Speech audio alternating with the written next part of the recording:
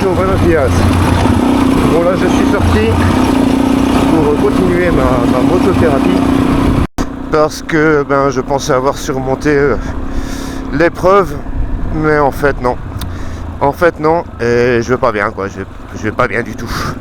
Donc je me suis dit je vais prendre la moto, je vais aller faire un tour, je vais aller valider un tracé et au retour ça ira mieux.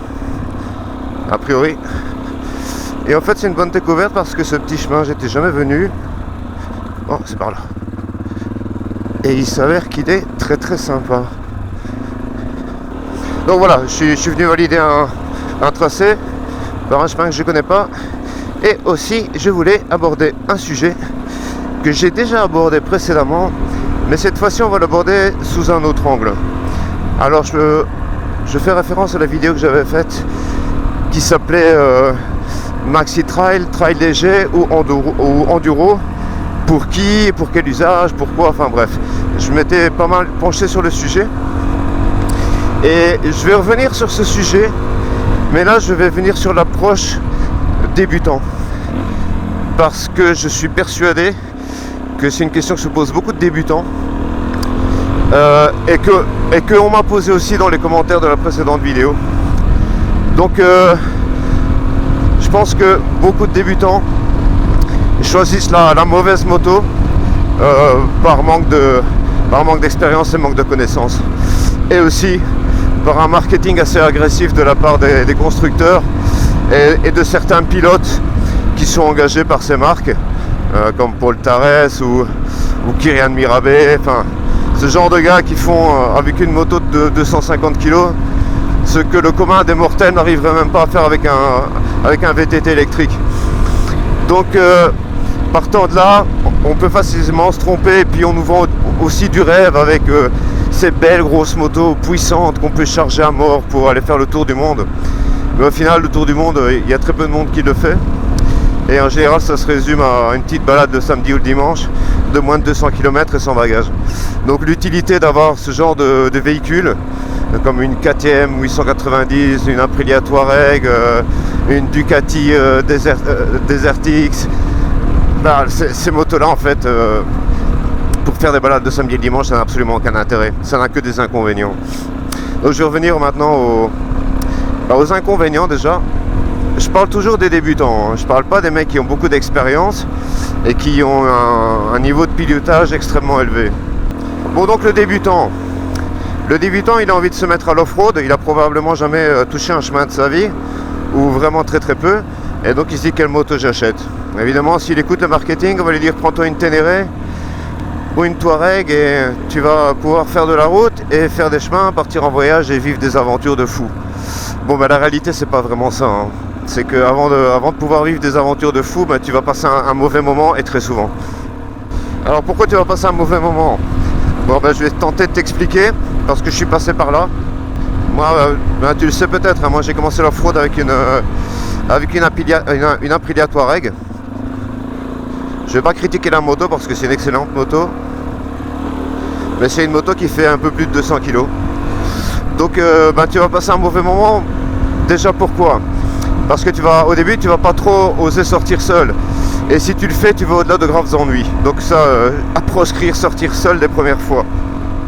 Alors quand je dis tu vas au-delà de graves ennuis, c'est pas forcément vrai, mais la probabilité est quand même relativement élevée. Donc tu peux très bien avoir de la chance et ne pas avoir de gros ennuis, mais si malheureusement tu as la malchance d'être dans la probabilité des gros ennuis, tu vas le regretter amèrement. Alors c'est quoi les gros ennuis? En fait ça peut être tout et n'importe quoi, hein. Alors on va essayer de faire une petite liste non exhaustive. Le premier facteur c'est l'imprévu, parce que j'imagine que si tu n'as jamais fait d'off-road, même si tu sors près de chez toi, les chemins tu les connais pas par cœur. Donc tu vas te lancer sur des pistes, peut-être tu vas te faire un tracé au préalable avec Osman ou que sais-je, ou GPX Studio. Tu auras des images satellites, mais tu n'auras pas toutes les infos de dénivelé, d'ornières, de dégâts faits par les fortes pluies, de grosses pierres, de pierres roulantes. Tout ça t'as pas. Donc tout ça tu vas le découvrir en arrivant. Alors maintenant on va imaginer plusieurs cas de figure où tu peux te mettre tout seul dans la merde. Imaginons que tu arrives dans une descente assez longue. Hein. Putain, moi je suis sorti de mon tracé, merde. C'est pas grave. T'arrives dans une descente assez longue qui au départ est pas trop prononcée.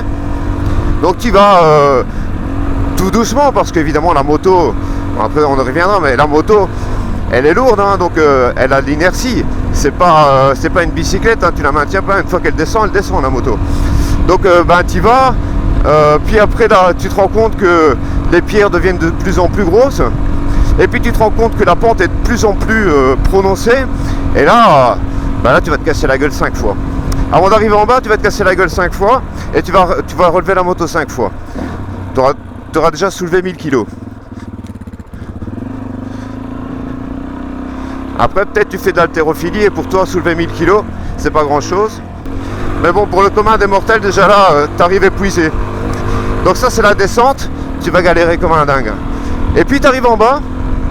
T'as un petit plat de 30 mètres et au bout de ce petit plat tu te retrouves face à une montée pareille que la descente, impossible à monter, et tu peux pas faire demi-tour parce que ce que tu as descendu tu vas jamais réussir à le remonter avec ta moto de 200 kg. Et là tu fais quoi? Ça c'est un cas de figure. Je connais des gens à qui c'est arrivé et c'était des pilotes expérimentés. Ils ont pris une descente, ils sont arrivés en bas, c'était impossible de remonter derrière et c'était impossible de remonter de l'autre côté. Ils ont dû faire venir des 4x4, enfin bref, ils y ont passé la journée et presque la nuit. Donc ça c'est un premier cas de figure. Autre cas de figure, c'est tu t'engages dans un chemin qui est relativement large, qui est super sympa, tu es content, le sol est tout à fait praticable comme ici par exemple. Tu passes un bon moment, pendant un quart d'heure, 20 minutes, puis le chemin se rétrécit un tout petit peu. Mais bon, ça reste sympa. Oui, il commence à avoir des pierres un peu plus grosses sur le chemin, mais bon, là tu es en confiance déjà, ça fait 1 heure que tu roules, tu as l'impression de dominer ta moto. Et après finalement, le chemin se resserre en single et tu dis, c'est pas grave, ça va s'élargir plus loin. Sauf que plus loin, ça s'élargit pas, ça se transforme en un truc d'enduro que tu n'es absolument pas prêt à gérer. Et donc là, tu dois faire demi-tour.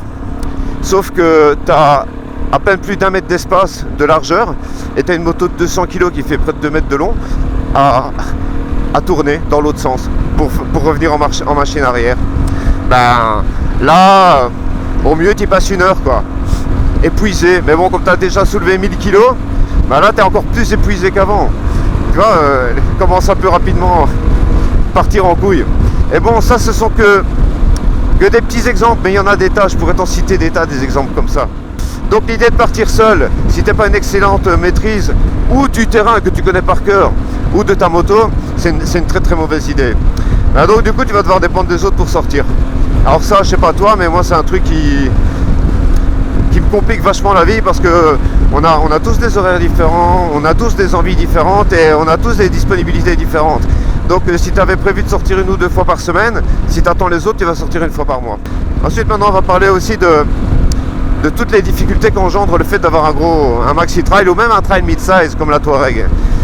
Il faut bien comprendre qu'ils annoncent 210 kg, mais bon, tu vas certainement ajouter, vu que tu l'as acheté pour voyager autour du monde, tu vas sûrement mettre des supports pour des valises, tu vas mettre des crash bars, tu vas mettre un sabot moteur de meilleure qualité, enfin tu vas ajouter tout un tas de trucs et tout ça va faire du poids supplémentaire.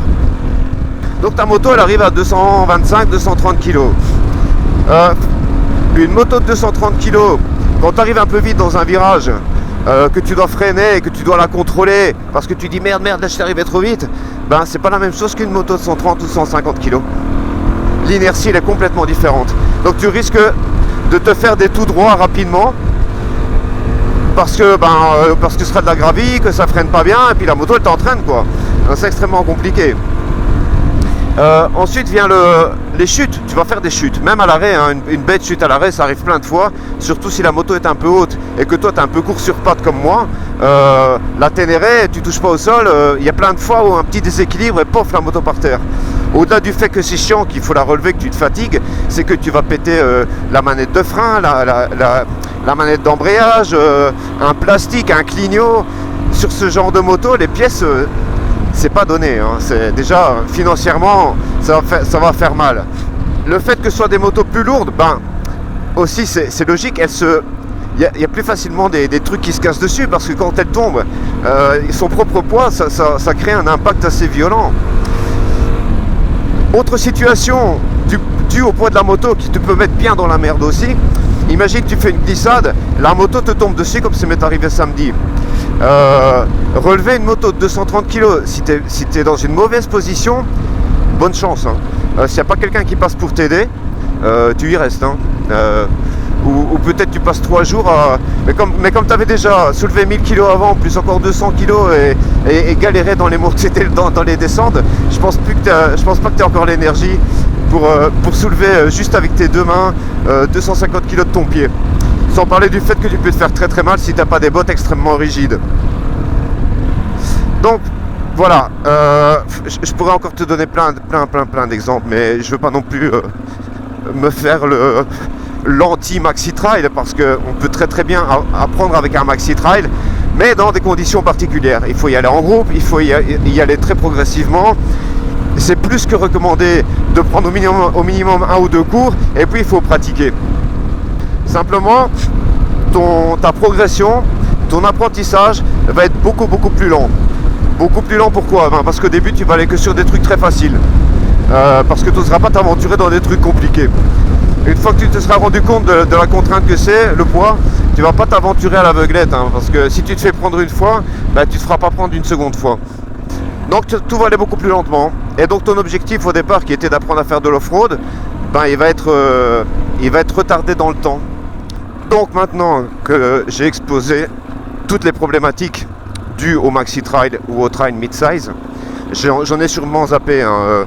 Je suis sûr qu'il y a des gens qui ont eu de l'expérience, qui ont débuté avec ça, qui ont les souvenirs encore un peu plus frais que les miens, qui pourront vous raconter des tas d'anecdotes. Mais bon, on va pas s'étendre sur ce sujet-là. On va passer maintenant à la suite, à savoir, alors du coup, qu'est-ce qu'on prend comme moto pour débuter? Et ça, c'est une question qui est pas anodine. Bon, déjà, le premier critère, c'est le poids. Il faut que ce soit une moto qui pèse au maximum, en tout cas annoncé par le constructeur, 150 kg. Au pire, elle pèsera 160 avec le plein et les quelques petits accessoires que tu vas lui mettre. Ça reste encore jouable, 160 kg pour une personne de constitution normale. Ensuite, dans cette catégorie de poids, quelle puissance de moteur? Est-ce que je prends une moto de 25 chevaux? Est-ce que j'en prends une de 40 ou une de 80? Alors, sincèrement, moi pour un débutant, je conseillerais vraiment de prendre une moto qui soit pas trop puissante, qui fasse une trentaine de chevaux, 35 chevaux, 40 grand max, parce que quand tu débutes, tu débutes. Donc forcément, t'as pas encore bien appris à gérer l'embrayage, à dosifier le gaz. Donc tu vas aller dans un virage, tu vas accélérer un chouïa trop fort. Si la moto est puissante, t'as le cul par terre, quoi. Et ça, c'est obligé. Même à des mecs expérimentés, parfois, ça leur arrive avec des motos assez puissantes, comme par exemple la Husqvarna 701 ou la KTM 690. C'est des motos qui sont très puissantes. À peine t'ouvres les gaz, ça t'envoie la patate, hein. Donc, poids et puissance sont deux facteurs essentiels. Moi, je dirais même les deux uniques facteurs, parce que tout le reste, tu peux faire des concessions dessus. Et la bonne nouvelle, c'est que les constructeurs se sont un peu réveillés, hein, un peu grâce aux Chinois d'ailleurs, et il commence à y avoir de belles offres, hein, pour ce genre de moto. Alors, je ne vais pas toutes les citer, mais on pourrait citer par exemple par ici, ouais, la Vosges 300 Rally, qui est une moto qui fait 28 chevaux pour un poids annoncé de 158 kg, je crois. Il y a la Honda CRF, la 300, soit la normale, soit la Rally, qui fait aussi dans les 27-28 chevaux, et plus ou moins, elle doit être un peu plus légère, je pense, là. La L doit faire 142 kg, et la Rally peut-être 150 ou 155. Mais bon, ce sont des motos qui restent très légères. Ensuite, on a il y a la nouvelle, la Rieju, je sais pas comment on dit en français, ici ils disent Rieju. La 307 Rally, qui est pour le coup est encore plus légère, même beaucoup plus légère, et un chouïa plus puissante. Ensuite, dans une autre catégorie, il y a la même que la mienne, mais la nouvelle, quoi. La Suzuki, la DRZ4S, qui fait moins de 40 chevaux et qui pèse 150 kg aussi. J'ai vu maintenant qu'ils ont sorti Moto Morini, une 300 Kanguru, quelque chose comme ça, qui a plus ou moins les mêmes spécificités techniques que la Vosges 300 Rally, qui peut être une bonne option aussi. Alors toutes ces motos là, moi je les vois pour commencer d'excellentes motos. Après ça dépendra de chacun, parce que selon la hauteur du siège, s'il est plus haut, plus basse, enfin bref. Mais globalement, entre toutes ces motos, la différence est pas extraordinaire en termes de prestations. Après la vraie question, ça va être, est-ce que je veux mettre du pognon ou pas? Parce qu'une Suzuki DRZ 4S, t'en as pour 10 000 balles. Mais ils vont certainement la baisser, mais bon, ce sera de toute façon minimum 8 000. Une Vosges, c'est moins de 4 000 balles. Je crois que maintenant elle a 3 800 ou... Ouais, 3 800. Ah, j'avais oublié aussi la KTM 390, qui reste plus ou moins dans la même catégorie. Quoique, moi je la trouve très très lourde pour ce genre de moto. Donc, question de budget, entre 10 000 et 5 000. Mais en fait là, je vais peut-être faire hurler quelques-uns, mais sincèrement, si tu n'as jamais fait d'off-road de ta vie, que tu veux juste t'initier, que peut-être ça te plaira pas, ou peut-être ça te plaira énormément, et si ça te plaît énormément et que tu sors souvent, ton niveau va augmenter, et peut-être que la moto de 30 chevaux, finalement, tu vas dire, ça manque un peu de punch, j'aimerais bien un truc un peu plus puissant. Donc, je crois que le parcours normal, c'est, moi j'achèterais vraiment la moto la moins chère qu'il y a, genre la Vosges 300 Rally, ou la RQ qui est vraiment pas chère non plus. Je ferai mes mains dessus pendant 1 an ou 2, et après je la revendrai à un prix ridicule, je sais pas, 1500, 2000 balles. Au final tu auras perdu 3000, mais si tu la gardes 2 ans, 3000 € sur 2 ans, si tu divises par mois, ça fait pas beaucoup, hein. C'est comme si tu avais loué une moto pour t'entraîner à faire du off-road, tout simplement. Donc pour répondre à la question qu'on m'a posée, quelle moto pour débuter, moi j'irais pour une Vosges 300 ou une Rieju 300, parce que c'est les motos idéales pour apprendre. Et comme de toute façon, vous allez vous enlacer à la revendre, c'est pas la peine de mettre beaucoup d'argent dans ce genre de moto. Après, si tu vois que ce genre de moto, pas trop puissante, mais quand même un peu plus puissante, la Suzuki est une excellente option, parce que déjà elle a pas loin de 40 chevaux, et entre 30 et 40, ça se remarque. En plus de ça, elle a des suspensions excellentes, et c'est une moto que tu vas garder très longtemps. Donc si ce format de moto te plaît, rien ne t'empêche après, une fois que tu as fait tes mains, de passer à ça. Ou carrément passer à un maxi trail si tu as envie d'avoir un maxi trail. Mais par expérience, même les mecs qui savent piloter, j'en connais beaucoup qui ont laissé tomber les gros maxi trail pour revenir à des motos plus légères. Alors pourquoi je dis que les motos légères que le poids est fondamental? Déjà, c'est que tu n'as pas tous les désavantages que je t'expliquais juste avant avec les motos lourdes. C'est que globalement, une moto de ce poids-là, même si tu te mets dans un merdier, avec un peu d'effort a priori, tu peux sortir de presque n'importe quelle situation. Et comme tu sais que tu vas pouvoir te sortir de presque n'importe quelle situation, tu vas être plus à même de tenter des nouvelles choses, de faire des montées un peu plus prononcées, de faire des descentes plus prononcées, de t'aventurer dans des chemins étroits. Toutes des choses que si tu as déjà eu une couille avec ton gros maxi trail, tu le feras plus, hein. En tout cas pas avec sérénité. Donc la moto légère, elle te donne beaucoup de confiance, beaucoup de sérénité, et c'est ça qui va te permettre déjà de prendre plaisir et surtout de progresser. Alors après, il y a les motos anciennes comme la mienne. Moi je la changerais pour rien au monde, parce que je la trouve parfaite pour ce que je fais. Mais par contre, c'est pas une moto que je vais recommander si t'as pas au minimum des bons outils, un endroit pour faire un peu de bricolage et quelques connaissances basiques en mécanique, et il faut que tu sois prêt à apprendre un peu aussi, parce que tu vas avoir que des emmerdes. En tout cas au début. Une fois que tu auras remplacé toutes les pièces défectueuses, parce qu'elle a eu 15 propriétaires avant toi, oui, là tu auras une moto qui sera fiable, mais très très fiable. Mais entre temps, ouais, il va falloir que tu mettes la main à la pâte. Avec ces motos pas chères et neuves, tu as la garantie, a priori il va pas t'arriver quoi que ce soit les 2 premières années, quoi. Donc ça va aussi dans le sens de prendre du plaisir avec sérénité. Enfin voilà, je crois que j'ai fait le tour de la question.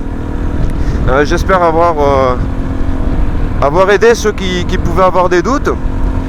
Moi je vous parle simplement de mon expérience et puis aussi de mon observation des gens avec qui je suis sorti.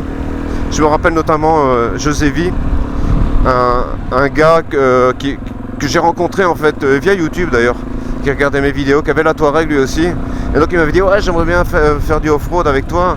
Donc on a commencé à faire des sorties ensemble. On a gardé nos Touareg pas mal de temps, hein. On a bien appris avec les Touareg. Et ensuite lui s'est acheté la Cove 450 Rally. Ah tiens, ça aussi c'est une option intéressante, mais un peu plus cher. Et bah c'était le jour et la nuit, hein. Franchement, il était vraiment nul avec la Touareg. Il fallait toujours qu'on s'arrête, qu'on aille l'aider, à soulever la moto, à la pousser, à la remettre droite. Il était vraiment pas bon. Et une fois qu'il a eu la Cove, ben, j'ai pas reconnu le personnage. Franchement, son niveau a monté, mais en flèche. Et un autre exemple, c'est mon ami Paul qui a acheté la même moto que moi, mais la version S. Lui, avant, il avait la CF Moto MT 450, qui est une moto qui va extrêmement bien, qui est une très bonne moto, mais qui pèse pas loin de 180 kg aussi. Donc avec son inertie et avec tout ce que ça comporte. Il roulait pas mal, mais c'était loin d'être une flèche. Depuis qu'il a cette moto, pareil, lui non plus je reconnais pas son pilotage. Il est beaucoup plus allègre, il va beaucoup plus vite, il va avec beaucoup plus de contrôle. Enfin, ça se voit, ça se sent. Et des exemples comme ça, je peux vous en citer d'autres, quoi. Une copine aussi qui avait c'était la Honda Transalp, qui arrêtait pas de se casser la gueule. À chaque virage en épingle, elle se cassait la gueule. Là maintenant, elle a aussi la Cove 450 Rally rabaissée. Je crois qu'il y a beaucoup de mecs qui n'arrivent plus à la suivre, hein, maintenant. Donc voilà, je pourrais en citer plein d'autres, mais bon voilà, vous aurez compris. Ah, il y avait aussi un autre point qui est souvent négligé quand on débute, c'est l'équipement, les protections. En fait, parce que bien souvent, et ça je l'ai entendu des tas de fois, hein, on dit bah ouais, mais comme je débute, je vais pas non plus faire des trucs de fou, je vais pas faire des sauts de motocross, je vais pas rouler à du 150 km/h sur les pistes, donc j'ai pas besoin de protection de haut de gamme. Ben détrompez-vous, hein. Je dirais même que c'est justement parce que vous débutez que vous avez besoin de protection de haut de gamme. En tout cas, de milieu de gamme, je dis pas non plus qu'il faut du matériel de pro, hein, mais il y a quand même un minimum, quoi, parce que vous allez tomber souvent, parce que vous n'êtes pas habitué à tomber. Et comme vous n'êtes pas habitué à tomber, vous n'avez pas les réflexes de se protéger, de rouler en boule, enfin bref, ce sont des choses aussi qu'on apprend avec le temps. C'est comment tomber, en tout cas plus ou moins, quoi. On n'est jamais à l'abri d'une mauvaise chute, mais bon, après il y a une espèce de mémoire corporelle qui fait que t'apprends à tomber, je sais pas comment l'expliquer autrement. Donc en débutant, il faut du bon matos, quoi. Alors au minimum, alors moi je dirais que quasi le plus important, c'est les bottes. Il faut des bonnes bottes. Il faut pas des bottes, les bottes Adventure, en fait, à proscrire, c'est pas fait pour ça, quoi. Les bottes Adventure, c'est très bien si tu as ton maxi trail, justement, que tu fais 90% de route et que tu fais 10% de chemin facile, où a priori tu as assez peu de chances de tomber. Là, ok, d'accord. Ok, bottes Adventure, c'est confortable, c'est moins rigide, tu peux marcher avec, elles sont jolies en plus en général. Donc, mais si tu commences à faire réellement du off-road, il faut pas lésiner sur les bottes. Il faut prendre moi je conseille carrément des bottes de motocross, des bottes super rigides ou les bottes d'enduro, un peu comme ce que j'ai là maintenant, je sais pas si vous voyez, qui sont extrêmement rigides. Alors au niveau confort, évidemment c'est pas des pantoufles, hein. C'est pas facile de marcher avec, c'est pas très confortable, on a très peu de toucher et de délicatesse avec la pédale de frein, avec la pédale d'embrayage. Mais avec ce genre de bottes, si tu as la moto qui te tombe sur le pied, tu as quand même plus de chances de ne pas avoir de bobo. Moi hier, la petite chute, non pas hier, pardon, dimanche, la chute à la con que j'ai fait là, oh merde, c'est du sable ici. ça m'a surpris. La chute à la con que j'ai fait, parce que je parlais avec les mains et bref, je n'étais pas concentré, c'était une belle gamelle, hein, l'air de rien. Et la moto m'est tombée sur le pied. J'avais les Alpine Star Tech 5 qui sont déjà des bottes assez haut de gamme. En tout cas milieu de gamme, mais bon, c'est pas de la merde quoi. Et déjà la botte s'est abîmée, mais en plus de ça, j'ai la partie supérieure du pied qui est aujourd'hui extrêmement douloureuse parce qu'elles sont trop molles. La partie du dessus c'est mou, c'est pas une grosse carcasse en plastique dur. Donc la moto m'est tombée dessus et je me suis fait mal. Je me souviens aussi d'une autre fois d'une chute assez violente d'ailleurs, où une pierre s'était coincée entre ma roue et mon garde-boue. J'ai sauté en volant. Mais là je me suis fait une entorse de la cheville alors que j'avais les bottes. Et c'est d'ailleurs suite à cette chute que j'ai acheté des nouvelles là, les formats que j'ai actuellement, qui sont des bottes enduro motocross. Ah, non, pas de boue. Ah, oh d'air. Donc les bottes, ouais, il faut des bonnes bottes. Ici, il faut des bonnes bottes parce que ça va t'éviter bien des problèmes. Moi je me souviens, je parlais d'une copine là, qui avait la Transalp. Une fois on avait fait une sortie ensemble et elle a fait une chute à la con. Après j'ai dû monter sa moto en haut de la côte. La moto lui est tombée dessus. Résultat, elle a eu les petits os, je sais plus, au niveau de la cheville. Enfin bref, elle s'est retrouvée pendant 3 mois en convalescence parce que elle a dû être avec un plâtre, avec une béquille, et tout ça pour une chute à 5 km/h, même pas. En fait, c'était quasiment à l'arrêt sa chute. Mais elle n'avait pas des bottes adaptées. Ensuite, le reste, là, pour les armures, vous pouvez prendre peut-être des trucs un peu plus bon marché. On peut trouver à des prix très raisonnables maintenant ce genre d'équipement, un peu ce que j'ai ici, tu vois, avec une carcasse. Veillez quand même à ce que la dorsale soit suffisamment, soit homologuée déjà. Si ça peut être de niveau 2, c'est mieux. Et suffisamment longue, qu'elle descende assez bas dans le dos. C'est toujours mieux aussi. Et alors des genouillères, c'est vachement recommandé aussi. En fait, ça c'est les tracteurs qui sont passés. Et merde, je me suis gouré en plus. Je me suis gouré. Ouais. Les genouillères, qu'est-ce que je disais? Ouais, les genouillères. On peut trouver aussi à des prix très raisonnables des genouillères qui sont acceptables. Ça aussi, les genouillères, franchement, indispensable.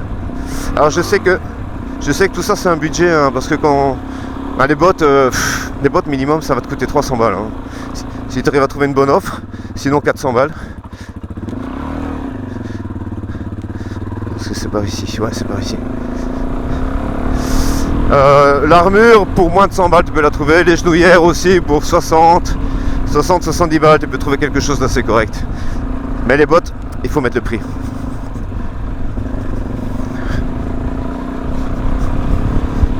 Otro asunto también muy importante.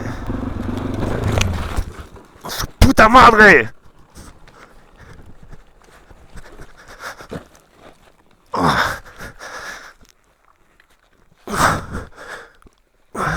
Tu vois là, j'ai le pied coincé sous la moto. Pied coincé sous la moto de 150 kg.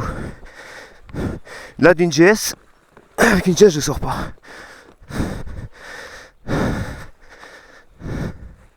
Che mi ha passato?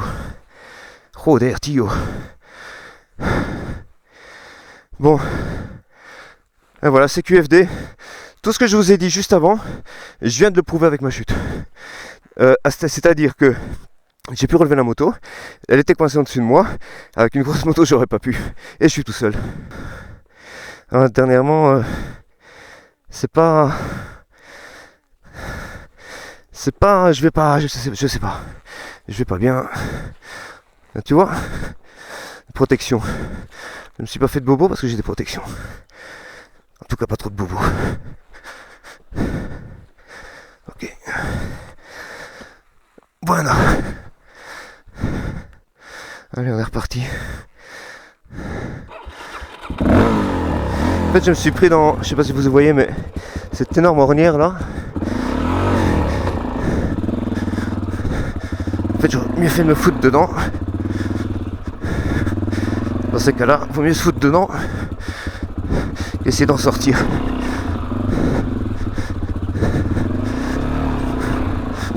Allez, on est parti. Bon ben, je crois que c'est malheureux pour moi, mais en fait je viens de vous donner le meilleur exemple possible du pourquoi de la moto légère. Et de pourquoi des bottes rigides. Parce que là, je peux te garantir que si j'avais eu mes bottes Alpinestar, je me serais fait très très mal. Et ça, c'est foutu camion ou 4x4 qui est passé, qui a laissé des ornières absolument énormes. Oh d'air. Je sais pas ce qui m'arrive là, si c'est la loi de Murphy, mais ça faisait vachement de temps que je m'étais plus cassé la gueule, et là, 2 sorties, 2 gamelles, et 2 belles. Hein. Il doit y avoir un signe du destin qui me dit arrête de sortir. Et là, t'es en train de cumuler les merdes. Depuis la tragédie, t'as toujours pas compris? Et tu vois, en reparlant des protections, l'armure que j'ai a des protections au niveau des côtes. Et là j'ai la côte inférieure droite qui me fait un peu mal. C'est très léger, il n'y a rien de cassé, rien de fêlé, c'est juste un choc. Mais je pense que si j'avais pas eu cette armure, j'aurais pu ou me la fissurer ou me la casser.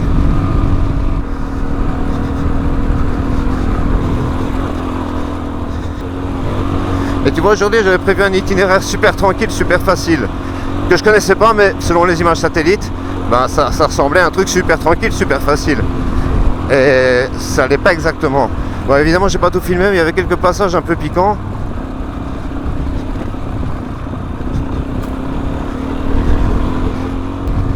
Et là je sens quand même bien la douleur à la côte. Hein. Si j'avais pas eu l'armure, c'est clair que je me serais pété la côte.